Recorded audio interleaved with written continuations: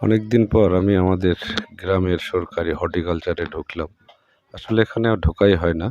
তো এক বড় ভাইয়ের উদ্দেশ্যেই আমি ঢুকলাম। বড় ভাই কিছু আমের চারা নেবে। তো অফিসে এসে দেখলাম তারা কেউ নেই, অফিস স্টাফ কেউ নেই। তো আগের চেয়ে অফিসটা আমাদের হর্টিকালচারে অনেক উন্নত হয়েছে।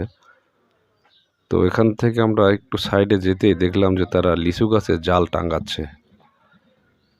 তো কাছে যেয়ে দেখলাম যে এত লিচু ধরছে, কিছু লিচু পাকে গেছে। তো এগুলা অলরেডি বিক্রি হয়ে গেছে। তো পাশে যে গাছটাতে তারা জাল দিচ্ছে এই গাছটা বিক্রি হয়নি, কারণ এই গাছটা অফিস স্টাফের জন্য রেখে দিছে।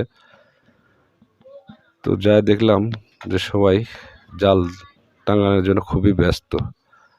তো কথা বলতে আমার এক ভাগ্নে বললো যে একটু দেরি হবে মামা, বসেন। আমরা আর লিচু মার্শাল্লাহ এত লিচু ধরছে যে লিচুর ধরার জন্য ডাল হেলে গেছে। দেখেন ডাল হেলে গেছে, ডালে ডালে এত লিচু ধরছে মার্শাল্লাহ। আমি এত লিচু ধরা দেখি নাই। দেখলাম পাশে একটা কাঁঠালে গাছ, এটা নাকি বাহির দেশের কাঁঠাল।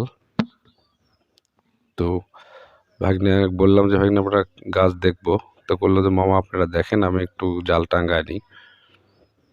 তো ভাগ্নে উপরে বসে জাল টাঙাচ্ছে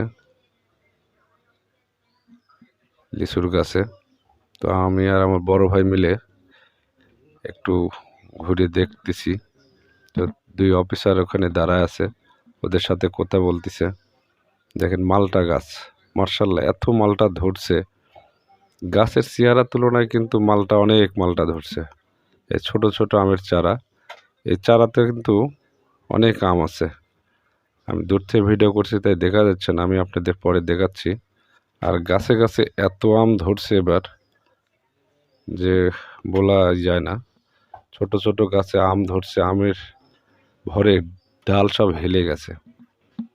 দেখেন এত আম ধরছে।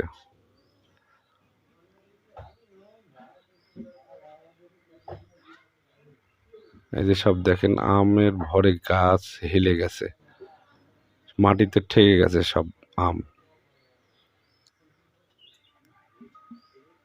তো আমি আর আমার ভাই ঘুরে ঘুরে সব দেখতেছি। এগুলা হচ্ছে খেরসা আম, প্রচুর আম ধরছে। এই যে দেখেন এত আম ধরছে যে অন্যান্য বছরের তুলনায় এবার কিন্তু প্রচুর আম আসছে।